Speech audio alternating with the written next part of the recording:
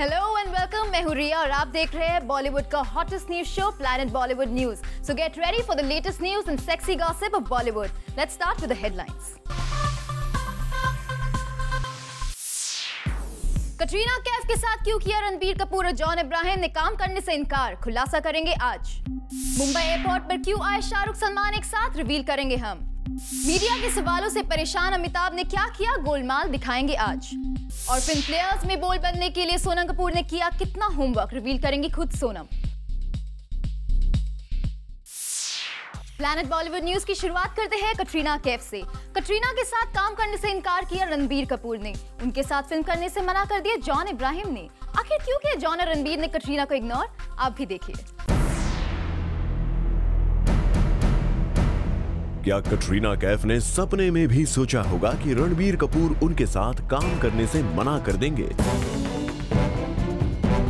और तो और जॉन इब्राहिम भी कटरीना के साथ पेयरिंग से कन्नी काटे नजर आएंगे। लेकिन जूम के सोर्सेस ने खुलासा किया है कि कटरीना कैफ के साथ काम करने से रणबीर ने साफ साफ इनकार कर दिया है। Katrina PS I Love You की हिंदी रीमेक में काम करने वाली हैं और इसी फिल्म के लिए पहले अप्रोच किया गया था रणबीर कपूर को। रणबीर ने पहले तो कटरीना के साथ काम करने के लिए हाँ कर दिया, लेकिन जब बाद में उन्होंने original film PS I Love You देखी तो उनको अपना रोल कटरीना के रोल से ज्यादा दमदार नहीं लगा, इसीलिए रणबीर ने कटरीना की फिल्म में काम करने से इनकार कर दिया। रणबीर के बाद ये प्रपोजल पहुंचा जॉन इब्राहिम के पास। जॉन ने भी रणबीर की ही तरह पहले हाँ कर दी और बाद में कोई साफ साफ जवाब भी नहीं दिया, जिसका साफ मतलब ना ही समझना चाहिए।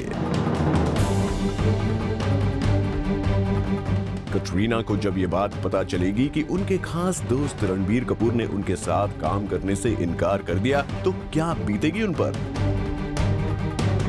PS I Love You में कटरीना का रोल रणबीर से ज्यादा धमाकेदार है, क्या इसीलिए रणबीर बैक आउट कर गए, या फिर अब सलमान की वजह से कटरीना के साथ फिल्म नहीं करना चाहते रणबीर? ये तो सिर्फ रणबीर ही क्लैरिफाई कर सकते हैं। लेकिन जॉन ने भी कटरीना के साथ ऐसा ही किया। न्यूयॉर्क में जिन जॉन इब्राहिम के साथ कटरीना ने पहली बार ऑन स्क्रीन किस किया था, उन्होंने भी कटरीना के नाम पर अपने कदम पीछे खींच लिए। कटरीना का स्टार पावर बॉलीवुड में जैसे जैसे बढ़ता जा रहा है, लगता है बड़े बड़े स्टार्स को भी उनसे इनसिक्योरिटी हो रही है। शायद इसीलिए ये सब अब कटरीना की film PS I Love You के लिए कहने लगे हैं PS I Ignore You। For Kunal Mandekar, zoom, Mumbai. हमने स्पॉट किया शाहरुख और सलमान को एक साथ मुंबई एयरपोर्ट पे। ये दोनों खान्स दुबई से वापस लौटे थे Mumbai with their family. Full details up next. Tuesday की रात दोनों खान्स दुबई से लौटे मुंबई। दोनों के अराइवल में बस कुछ घंटों का फासला था, लेकिन इन दोनों खान्स का मीडिया के साथ कितना फासला है, ये जरूर मुंबई एयरपोर्ट पर क्लियर हो गया। सलमान खान की एंट्री थी एकदम कड़क दबंग स्टाइल में। सिस्टर अर्पिता को लेकर सलमान प्रोटेक्टिव नजर आए, तो वहीं किंग खान भी अपनी फैमिली को प्रोटेक्ट करने में पीछे नहीं थे। दोनों टॉप खान्स को मीडिया ने भी एक ही जैसा इंपॉर्टेंस दिया, लेकिन बदले में मीडिया को जो मिला वही बनकर रह गया इस रात मुंबई इंटरनेशनल एयरपोर्ट का सबसे बड़ा हाईलाइट, जहां सलमान मीडिया से बिना इंटरैक्ट किए अपनी गाड़ी में बैठकर चले गए। वहीं किंग खान ने बता दिया कि वो कितने मीडिया फ्रेंडली हैं। अपनी डॉटर सुहाना और अपनी फैमिली को सेफली कार में छोड़कर दोबारा मीडिया की भीड़ में आ गए शाहरुख खान। SRK का दोबारा एयरपोर्ट की लॉबी में आना इसलिए भी क्रेडिबल है because he is nursing a ribs injury. New year पर दुबई में फैमिली हॉलिडे पर गए शाहरुख खान इंडिया लौटे हैं तो एक दर्द के साथ लौटे हैं। It only pains when I laugh and breathe. Okay Shahrukh, आपकी बातों से तो लगता है कि सांस लिए बिना रह लेंगे, पर लाफ्टर के बिना कैसे कटेगी? वैसे सीरियसली बताइए कि आपके फैंस को फिक्र करने की जरूरत तो नहीं है ना? I'm okay now, यार, much better. I'll just go see the doctor. I'll be alright. तो जहां किंग खान ने अपने अराइवल पर अपनी इंजरीज के बावजूद दिया मीडिया को a humble and loving gesture, तो वहीं कुछ दूसरे बॉलीवुड स्टार्स को भी हमने स्पॉट किया यहाँ, जो लगता है कि न्यू ईयर पर हॉलिडे से लौटे थे। इन्हीं में दुबई से लौटे अर्जुन रामपाल भी थे, जिन्होंने सलमान और शाहरुख की तरह चुना था दुबई को इस बार न्यू ईयर सेलिब्रेशन के लिए। और अर्जुन के अलावा हमने एयरपोर्ट पर स्पॉट किया के मेनन को भी। Bureau report, zoom, Mumbai. Amitabh Bachchan फंस गए अपनी ही बातों में। बिग बी पहुंचे थे अनुपम खेर की नई बुक के लॉन्च पर, जहां वो कुछ ऐसा बोल गए जिसके बाद उन पर हो गई सवालों की बरसात। इन सवालों से बचने के लिए क्या किया बिग बी ने, आप भी देखिए। मेरी राय जानने के लिए आपको मेरे ब्लॉग पे या मेरे ट्विटर पे जाना पड़ेगा, bigbee.bigadda.com। मैं तो वो पढ़ रहा हूँ जो इन्होंने लिखा, उसका आज के इस कार्यक्रम से क्या ताल्लुक है? भाई साहब, किताब मैंने नहीं लिखी, इन्होंने लिखी। अमिताभ बच्चन ने पहले तो कर दिया मीडिया पर अटैक, फिर अपनी ही बात में फंस गए सीनियर बच्चन। दरअसल अमिताभ पहुंचे थे अपने फ्रेंड अनुपम खेर की बुक लॉन्च पर। वहां सबको पढ़ना था उनकी बुक का एक चैप्टर। इस किताब में से मिस्टर बच्चन ने वो चैप्टर चुना जिसमें मीडिया के रोल का जिक्र था। आप ही सुनिए मिस्टर बच्चन ने कौन से चैप्टर को सिलेक्ट किया। It all began very peacefully on the 5th of April 2011 with me at Jantar Mantar in New Delhi, joining the ranks of supporters of the activist Anna Hazare in his crusade against corruption. At the rally, I was interviewed by several television channels.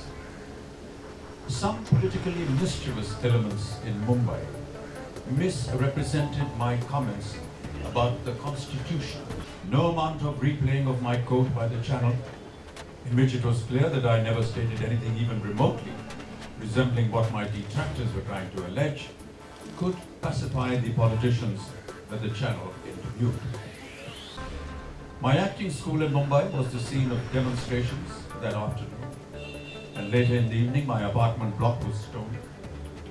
The next day my effigies were burnt in some parts of the city.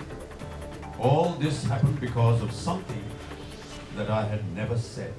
जैसे ही अमिताभ ने chapter complete किया, media ने उनसे पूछ ही लिया कि आखिर उन्होंने ये चैप्टर ही क्यों चुना। तो एक बार फिर मीडिया पर कमेंट कर दिया अमिताभ बच्चन ने। आप बीती के ऊपर हर इंसान अपने आप को उसके साथ जोड़ता है। आप बीती के ऊपर हर इंसान अपने आप को उसके साथ जोड़ता है। अमिताभ का इतना कहना था कि उन पर शुरू हो गया तीखे सवालों का हमला। मामले को गर्म होते देख उन्होंने ले लिया यू टर्न। उसके बाद तो बिग बी ने किसी भी सवाल का सीधा सीधा जवाब नहीं दिया। मेरी राय जानने के लिए आपको मेरे ब्लॉग पे या मेरे ट्विटर पे जाना पड़ेगा, bigbee.bigadda.com। मैं तो वो पढ़ रहा हूँ जो इन्होंने लिखा, उसका आज के इस कार्यक्रम से क्या ताल्लुक है? भाई साहब, किताब मैंने नहीं लिखी, इन्होंने लिखी। इस पूरे इवेंट में बिग बी मीडिया के सवालों से बचने की पूरी कोशिश करते दिखे। तभी तो जब हमने बिग बी से उनके एक सोशल नेटवर्किंग साइट पर इतने सारे फॉलोअर्स के बारे में पूछा, तब भी इनका जवाब था टेढ़ा। आपकी कृपा है। लगता है बिग बी रिपोर्टर्स के टेढ़े सवालों से इतना डर गए थे कि एक सीधे से सवाल का जवाब भी देना मुनासिब नहीं समझा। For Chetna Singh, Zoom, Mumbai. सलमान खान बड़े जोर शोर से सीसीएल में अपनी टीम को प्रमोट कर रहे हैं, लेकिन बैड न्यूज ये है कि वो बैट लेकर पिच पर नजर नहीं आएंगे। लेकिन क्यों, चलिए आपको भी बताते हैं। जिस क्रिकेट लीग को सलमान खान सपोर्ट करते हैं, जिसके सलमान खान ब्रांड एम्बेसडर हैं, वो उसी का हिस्सा नहीं हो पाएंगे। दरअसल सलमान खान के पास ना तो इनफ टाइम है और ना ही उनकी हेल्थ ठीक है, इसलिए वो अपनी टीम को केवल पवेलियन में बैठकर ही सपोर्ट करेंगे। टीम के लिए 4 और 6 नहीं लगा पाएंगे। इस बात का खुलासा टीम के ओनर और सलमान के भाई सोहेल खान ने हाल ही में दिए हुए एक इंटरव्यू में किया। सोहेल ने अपने इंटरव्यू में बताया कि सलमान को अभी आराम की जरूरत है, इसलिए वो टीम को सपोर्ट करेंगे पर टीम के लिए खेल नहीं पाएंगे। हाल ही में सलमान ने करवाई थी अपनी सर्जरी और उसके चलते डॉक्टर्स ने अभी उन्हें आराम करने की सलाह दी है। हालांकि अपने वर्क कमिटमेंट के चलते सलमान को पेन के साथ कंप्लीट करनी पड़ी थी। एक था टाइगर की शूटिंग। इसके अलावा उनके पास इस साल कई और फिल्म्स भी हैं। अब ऐसे में सलमान के पास क्रिकेट के लिए टाइम कहां से रहेगा?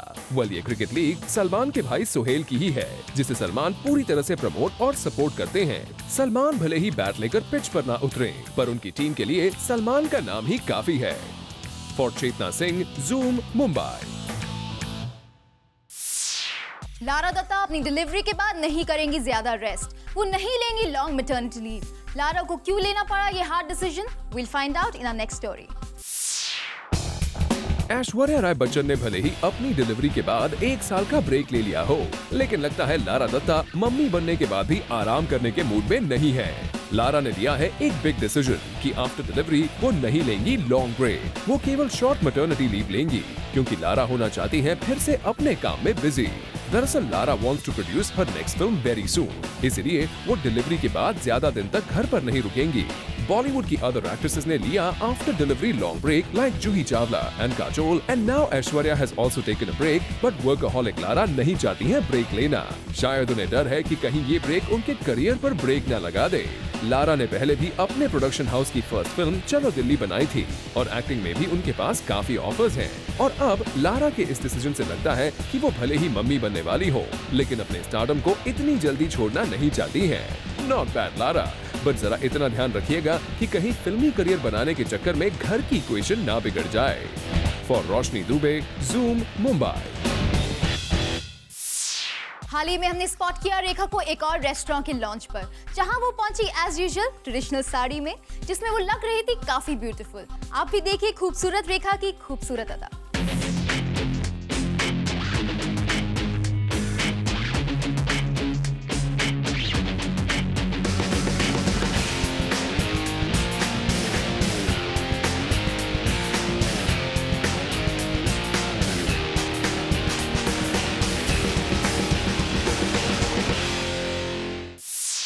प्लैनेट बॉलीवुड न्यूज में फिलहाल वक्त है एक छोटे से ब्रेक का। ब्रेक के बाद हम आपको बताएंगे फिल्म प्लेयर्स में बोल्ड और ब्यूटीफुल बनने के लिए सोनम कपूर ने क्या किया होमवर्क।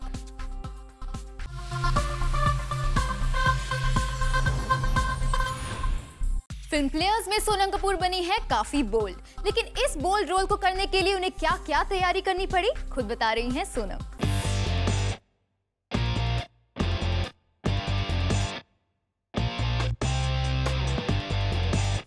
सोनम कपूर के करियर को शुरू हुए ज़्यादा लंबा समय नहीं हुआ है, लेकिन the kind of interesting films that she is doing and the film maker she is working with, Sonam almost अपने सभी इस वक्त के बॉलीवुड के बेस्ट फिल्म मेकर्स के साथ काम कर लिया है, करने वाली हैं। जी जी जी, thank you. I don't know, maybe I don't know, I am lucky. I think it's luck. कुछ टैलेंट ज़्यादा कुछ है नहीं, it's just luck. Maniratnam luck के बेसिस में किसी को साइन नहीं करने वाले हैं। That is something that I can't talk about. I haven't confirmed or denied anything right now. So उस फिल्म के बारे में हम बात बाद में करेंगे। आज हम प्लेयर्स के बारे में बात करते हैं। प्लेयर्स फिल्म के बारे में बताइए कि I want to tell you, Abbas Mastan ने मुझे कहा कि इतने सारे खतरनाक स्टंट्स थे और वो थोड़े डर गए थे। उन्होंने बॉडी डबल रेडी रखा था सोनम के लिए, but Sonam said that she is gonna do all the stunts herself. I try to do all the stunts myself. मगर आजकल इंश्योरेंस की कुछ प्रॉब्लम्स हो जाती है when you're on set and all. They don't like you to do everything on your own because it's just not allowed, because your film is insured for a certain thing and your actors are insured. So I didn't know that. I wasn't aware. ये मेरी पहली action film है, so I want to do a lot of it. And Alan sir was like, नहीं कर सकते, ये 80s नहीं है, ये 90s भी नहीं है, ये 2000s है, you cannot do it. But I tried to do as much as I could and मैंने थोड़ा कुछ किया है, आप देख लेंगे। जो मैंने किया आपको समझ में आ जाएगा कि मैंने क्या किया और क्या नहीं किया। इनफैक्ट अब्बास मस्तान ने मुझसे ये भी कहा था कि वहाँ पर एक स्पेशल कार्स आप सबके लिए अरेंज की गई थी, द कस्टमाइज्ड टॉय कार्स, लेकिन सोनम और अभिषेक इतने टॉल है कि उनके लिए खास कार्स बनवाने। मैं अब्बास मस्तान भाई को टीज करती थी कि ये जो मिनी जो है, this like almost like a character in players, you know, and they are the 3 smallest cars for the 3 tallest people in the industry, which is Abhishek, me and Siku. I was like, how can you put us in such small cars? But they had to make the seat a little further behind than it actually is, so that our legs would fit and we would be able to drive easily. Was it fun driving those mini cars? जी, I've always driven an SUV or a big car. So for me to drive like a small car, I mean, I haven't driven, my first car was like a Scorpio and then an Endeavour and all of that. So they've always been big cars. And they've never been an automatic. I've always had a stick shift, so it was fun. In fact अभी सोनम ने कहा कि this will be her first action film, उसके अलावा I think this is the first film जिसमें आप पूरा full on dance कर रहे हैं। जी जी जी बिल्कुल। डांसिंग आपका कितना स्ट्रॉन्ग पॉइंट? जी मैं I am a train dancer, I been dancing for the past 26 right now. So I was 6 years old when I started. 20 years I've been dancing, training for. And this is the first time someone, besides Masakali, I think, which was such a big hit with people on like me dancing and all. I don't think I've ever danced in a film. This is like Bollywood dancing that you're going to see. बिल्कुल। In fact इस गाने के बारे में आप बता रही थी कि आप अकेली रिहर्सल करके आई थी, आपने ही होमवर्क किया था और किसी ने होमवर्क नहीं किया था, and the choreographer had a tough time. जी जी जी Bosco was like, what's going on yaar? I was like, I can't help it. So we've all done different dancing in this film, and eventually एक dance portion था where we were doing something called tutting, which was like and I was the only one who did it, and then eventually we didn't use that in the film.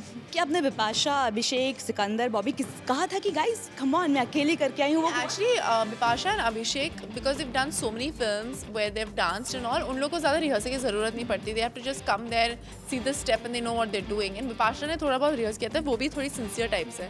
And no, but nobody actually took it very seriously except for me. I was the only one being serious. क्या इस film की shooting करना आपके लिए एकदम घर का माहौल था? जैसे अभिषेक बच्चन, सिकंदर, सभी आई एम श्योर कि आपके बचपन के दोस्त, you must have grown up. Yeah, they're all much older than me. I was like the youngest on set. So, but I've grown up in front of them. So yeah, it's I feel protective when I'm around Abhishek and Siko and all of them. So it's fun. It's fun being with them. Sonam, सभी हमेशा बोलते हैं कि सोनम कपूर इस youth के लिए fashion icon है, ये है, but what I think that you one of the most honest and the blunt speakers in Bollywood. Do you agree to that? Because you don't mind calling a spade a spade. Yes.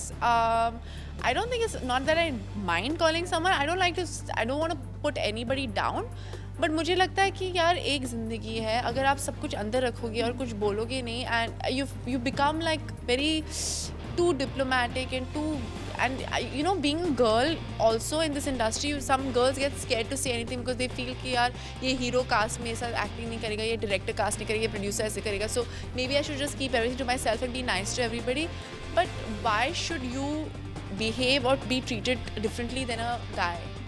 And for me that is important, to be on an equal footing as any hero or any other man in this industry.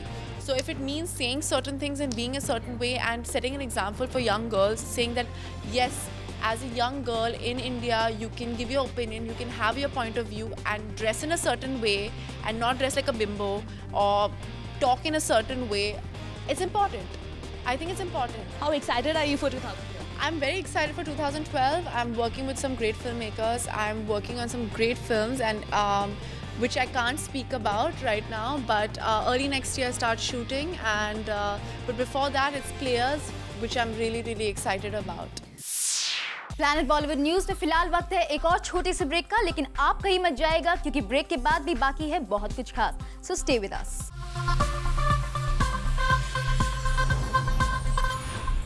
Clean and clear Bombay Times fresh face का हुआ हाल ही में regional finale, जहां पहुंचे Imran Khan and Jacqueline to जज the contestants. Full details of this event up next.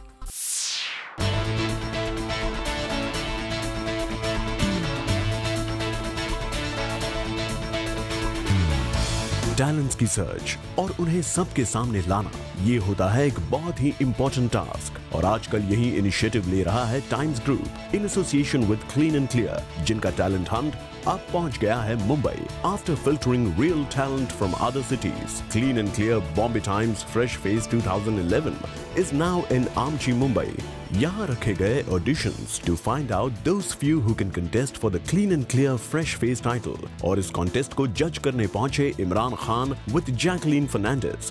And we must say that both these stars made this contest really special for the contestants. Clean and clear and fresh face have enabled young girls to be confident and vibrant, like Nana and Ashrita, who were the winners of this title last year. Both these ladies were the lucky ones to have gotten featured in the advertisements of Clean and Clear Times Fresh Face. वैसे यहाँ पर हमने बात की health गुरु Mickey Mehta से भी, जिन्होंने किया है इन contestants को train. So let's ask him what he has to say about this contest. Faces are really fresh, smiling, smart, and good looking. And more to it, they are very talented. What I told them was that winning or losing is very incidental, but one can be an achiever by default. So that's the takeaway. Winners of this contest will not only receive the Clean and Clear Times Fresh Face title, but will also get a chance to star in the next Clean and Clear TV campaign. तो आइए पूछते हैं मुंबई के auditions के winners से कि कैसा feel हो रहा है उन्हें मंजिल की ओर एक और कदम आगे बढ़ा के। I am super shocked and I'm still shaking and it's really weird because I didn't expect this at all. It's insane. It's amazing. मैंने ये कॉन्टेस्ट खाली इसलिए ज्वाइन किया था कि I could sing my own song. And that's what made me interested in going for this competition, and God willing I won it. I'm very grateful. Well, ये winners तो हैं काफी excited, but this is just the beginning as the competition will get tougher from here. For Aarti Dani, Zoom, Mumbai.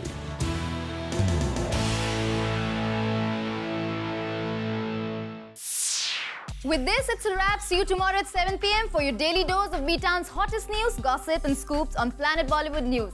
Till then, keep watching Zoom, India's #1 Bollywood channel.